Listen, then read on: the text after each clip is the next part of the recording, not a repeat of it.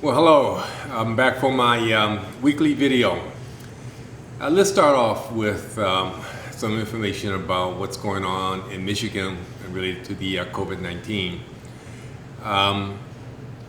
Yesterday, the daily count for new cases on a rolling 7-day average hit a little over 800, which is not good. In fact, that's probably the highest since mid-May or somewhere around that time frame. So that's really pretty disappointing. Disappointing also because just a couple of weeks ago, the daily number of new cases on a 7-day rolling average was down at one point it went down to under 500, but was generally in the 500 to 600 new cases per day range. So it was looking like things were going to get better in Michigan, and then it started to go back up again. So you just never know with this pandemic. You just have to continue to be vigilant and continue to wear masks and continue to social distance. So please, let's everybody do our part. This past week, on Thursday, we did have another town hall. It was well attended, over 700 people. We have various members of the Restart Committee to talk about different aspects of restarting our campus. I think the session was very informative. There's just three things I just want to mention from that meeting. One is that I did make a change from a previous communication in terms of the numbers of people that would be allowed to congregate outdoors. The governor's directive says that no more than 10 people can be indoors socially, and outdoors no more than 100 outdoors socially. In a previous communication, I had mentioned that we will follow the governor's orders indoors, and no more than 10 people can congregate socially indoors, but that outdoors I was decreasing it to 50. After further reflection and seeing what was going on at some other universities, I decided that 50 was a little too high and announced that we were going to cap the numbers at 20 outdoors. So that was new. The other two things that was mentioned is that one, we are going to have a dashboard that will be on our website, I think on the Health Center website actually, that is going to track the numbers of infections that we have on campus, percent positivity, other relevant data that doesn't compromise privacy rules, but trying to be as transparent as possible with relation to COVID-19 related information on campus. Accompanying that, we're also going to be publishing metrics in terms of what we're going to be looking at and what is going to trigger a response from the university, whether it's a targeted response toward a particular building or department, or a more generalized one and a more severe one of depopulating the campus.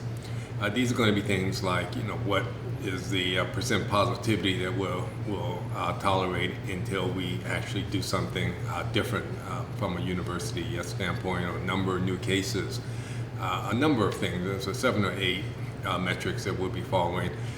But the good thing is that you'll be able to know, everyone will be able to know what those metrics are. And combined with the dashboard that shows where we stand at any one time, you'll be able to determine for yourself how close we are to having to make a change of some sort if it gets to that point. And then when we do have to make a change, the basis of why we made the decisions that we made. It'll be very transparent. So that should be finished Monday. That's tomorrow. So look for that. This past week was a move-in time. It was a little different than in the past when we kind of crunched it over a couple of days. This was over the entire week. It was actually turned out really better experience, I think, for both the students and the parents, and we got a lot of good feedback from it. We did test everyone who moved in, and the good news is that the percent positivity is very low. I don't have the latest numbers yet because I don't have Saturday's numbers, but from what we do have, it's well below 1% positivity, so that's great. That's actually really good. And when you think about some other universities, for example, one in the South that had 481 new cases over a 3-day period, and there are well over 1,200 new cases since classes started less than 2 weeks ago. We're actually doing very well. But having said that, it's a real reminder that things can get bad, and so we have to continue to be vigilant, and I'm sure that if we do everything that we're supposed to do, that we'll be fine. Jacqueline and I do take walks around the campus every day, walking our dog, so we pass a lot of people. And for the most part, I think that people are wearing their masks and their social distancing, but not everyone. And so I do want to remind everyone again that we've all got to do our part and make sure this doesn't get ahead of us. And then one final piece of news is that the State Democratic Convention was yesterday, and they selected their nominees for the ballot for the November elections. And one of the areas for the ballot was the Board of Governors for Wayne State. And I'm so very pleased to tell you that Shirley Stancato and Eva Garza DeWalsh were nominated by the party to represent the Democratic Party in the November elections. On the Republican side, Diane Danaskis was nominated.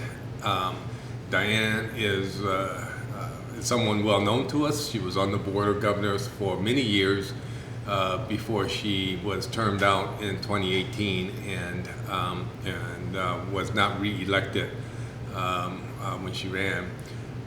So she's back on the ballot for this election, as well as someone who I actually don't know. His name is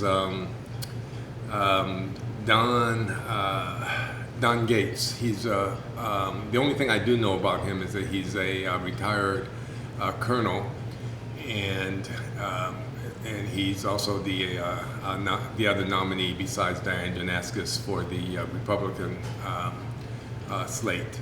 So we'll see what happens in November, but until next week, stay warrior safe. I don't have any news in terms of a new book. I'm still reading the book about leadership. I'll be done with that by next week, and I can tell you more about it. Stay warrior safe. Thank you.